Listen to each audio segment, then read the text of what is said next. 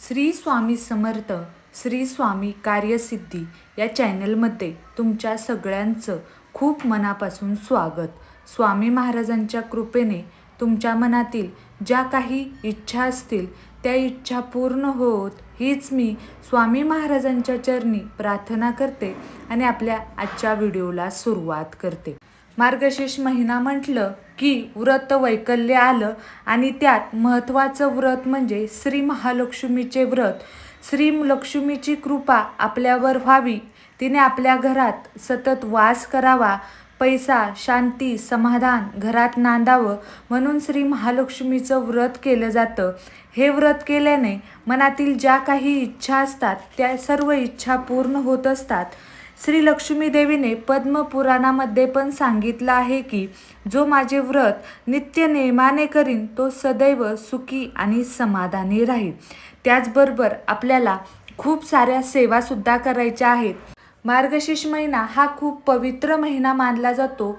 या महिन्यामध्ये तुम्ही ज्या काही सेवा करणार आहात, जे काही उपाय करणार आहात त्याची फलप्राप्ती ही तुम्हाला नक्कीच भेटणार आहे.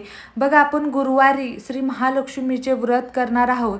त्याचबरोबर आपल्याला आपल्या गुरूंना विसरायचं नाही. आपल्या गुरूंची आपल्याला सेवा करायची आहे.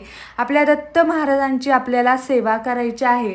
पहिल्याच गुरुवारी चंपाष्टमी आली आहे. आपल्याला खंडोबाची सुद्धा सेवा करायची आहे. त्याचबरोबर महालक्ष्मीची सुद्धा सेवा करायची आहे आणि ज्यांचे 11 गुरुवार चालू आहेत त्यांची सुद्धा सेवा होणार आहे. अशा बऱ्याचशा सेवा आपण करणार आहोत. पण या दिवशी म्हणजे मार्गशीर्ष महिन्यात गुरुवारी आपल्याला नेमक्या सेवा कोणत्या करायच्या आहेत, कोणते उपाय करायचे आहेत याची थोडक्यात मी तुम्हाला आजच्या व्हिडिओमध्ये माहिती सांगणार आहे. त्यासाठी प्लीज हा व्हिडिओ शेवटपर्यंत नक्की पहा. तुम्हाला जर माझे व्हिडिओ आवडत असतील तर चॅनलला सबस्क्राईब नक्की करा. शेजारील जे बेल आयकॉन आहे त्याच्यावर प्रेस करा, जेणेकरून इथून पुढचे जे काही माझे व्हिडिओ येतील त्याचं नोटिफिकेशन नक्कीच तुमच्यापर्यंत पोहोचलं जाईल. बघा, आपल्याला सकाळी काय करायचं आहे, लवकर उठायचं आहे. मार्गशीर्ष महिन्यात गुरुवारच्या दिवशी तरी सगळ्या महिलांनी लवकर उठायचं आहे. आपला उंबरठा स्वच्छ करायचा आहे. त्याच्यावर आपल्याला हळदीचं लेपन करायचं आहे. तुमचा जो मुख्य दरवाजा आहे तो सुद्धा तुम्हाला स्वच्छ करून घ्यायचा आहे. त्याच्यावर तुम्हाला कुंकवाने स्वस्तिक काढायचं आहे. स्वस्तिक काढल्यानंतर बाजूला इकडे 2 आणि इकडे 2 अशा 2-2 रेषा तुम्हाला मारायच्या आहेत. त्यानंतर तुम्हाला तुळशीची सुद्धा पूजा करायची आहे. तुळशीला पाणी अर्पण करायचं आहे, तिला हळद कुंकू अर्पण करायचं आहे. आणि तुम्ही रोज तर ही सेवा म्हणजे गुरुवारी सेवा करतच असताल, पण मार्गशीर्ष महिन्यात दर गुरुवारी तुम्हाला तुळशीला कच्चं दूध अर्पण करायचं आहे आणि तुळशीची पूजा करून घ्यायची आहे. आता महालक्ष्मीची मांडणी तुम्हाला सकाळी वेळ असेल तर तुम्ही सकाळी करू शकता. तुम्हाला जर दिवसभरामध्ये कधीही वेळ मिळाला तर तुम्ही कधीही ही मांडणी करू शकता. आता गुरुवारी सेवा काय करायच्या तर बघा, महत्त्वाचं म्हणजे आपल्याला कुंकुमार्चन करायचं आहे. श्री सुक्तम बोलून फलश्रुतीसहित तुम्हाला श्री सुक्तम बोलायचं आहे आणि तुम्हाला कुंकुमार्चन करायचं आहे. आणि जर तुम्हाला श्री सुक्तम बोलता येत नसेल कुंकुमार्चन करताना तर ओम ऐं ह्रीं क्लीं चामुंडाय विच्चे नमो नमः, ओम ऐं ह्रीं क्लीं चामुंडाय विच्चे नमो नमः हा मंत्र म्हणून 108 वेळा तुम्हाला हा मंत्र म्हणून तुम्हाला कुंकुमार्चन करायचं आहे. त्याचबरोबर बघा, जिथे भगवान विष्णू असतात तिथे माता लक्ष्मी ही असतेच. त्यामुळे आपल्याला भगवान विष्णूंची सुद्धा सेवा करायची आहे. विष्णू सहस्रनाम 108 ओवींचं आहे, ते तुम्हाला विष्णू सहस्रनाम वाचायचं आहे. त्यानंतर तुम्हाला विष्णू सहस्रनामावली जी 1000 नावे आहेत त्यांचं सुद्धा तुम्हाला पठण करायचं आहे. बघा, एक श्लोकी विष्णू सहस्रनाम पण आहे, त्याचं तुम्हाला 11 वेळा पठण करायचं आहे. आता बघा, व्यंकटेश स्तोत्रम तुम्हाला एकदा पठण करायचं आहे. विष्णू गायत्री मंत्र आहे, लक्ष्मी गायत्री मंत्र आहे, कुबेर मंत्र आहे, नवार्णव मंत्र आहे. हे तुम्हाला मंत्र 16 वेळा बोलायचे आहेत.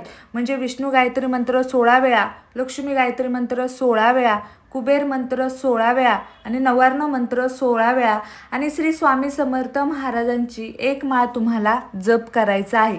आता या सगळ्या सेवा तुम्ही एकाच बैठकीत केल्या नाही तरी चालतील. जसा तुम्हाला दिवसभरामध्ये वेळ मिळेल तशा तुम्हाला या सेवा करायच्या आहेत. यामधली ज्या तुम्हाला शक्य होत्याल, जितक्या सेवा करणं शक्य होत्याल तितक्या सेवा तुम्हाला करायच्या आहेत.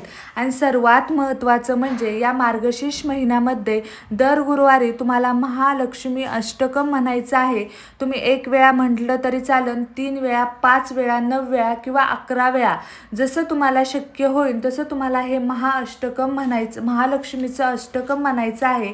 पण बघा, गुरुवारी म्हणजे मार्गशीर्ष महिन्यात गुरुवारी एकदा तरी तुम्हाला हे महालक्ष्मी अष्टकम म्हणायचं आहे. आणि रोज बघा, काही जणांच्या नित्यसेवेमध्ये महालक्ष्मी अष्टकम हे रोज म्हटलं जातं. पण आपल्याला जर रोज या वर्षभरामध्ये रोज सेवा करणं जमत नसेल तर या मार्गशीर्ष महिन्यामध्ये गुरुवारी तरी तुम्हाला हे करायचं आहे. महालक्ष्मी अष्टकम तुम्हाला एकदा तरी पठण करायचं आहे. आणि जर तुम्हाला वेळ असेल तर तुमच्या मनापासून तुम्हाला जर बोलायचं असेल तर तुम्ही कितीही वेळा हे महालक्ष्मी अष्टकम बोलू शकता. या साऱ्या सेवा आपल्याला मार्गशीर्ष महिन्यात गुरुवारी करायच्या आहेत. तुमचा कितीही खडतर प्रारब्ध असला तरी त्यातून तुमची सुटका ही लक्ष्मी, ही महालक्ष्मी नक्कीच करणार आहे. पण त्यासाठी आपल्याला आपल्या विष्णूंची सुद्धा सेवा करायची आहे. जिथं भगवान विष्णू असतात तिथे माता लक्ष्मी कायम स्वरूपात वास करत असते. त्यामुळे आपल्याला माता लक्ष्मीच्या आणि भगवान विष्णूंची गुरुवारी या सगळ्या सेवा करायच्या आहेत. तर तुम्हाला आजचा हा माझा व्हिडिओ कसा वाटला मला कमेंट करून नक्की सांगा. तुम्हाला जर हा व्हिडिओ आवडला असेल तर लाईक शेअर करायला विसरू नका, सबस्क्राईब करायला विसरू नका. भेटूया नवीन अशा एका व्हिडिओसोबत. तोपर्यंत श्री स्वामी समर्थ. अवधूत चिंतन. श्री गुरुदेव दत्त.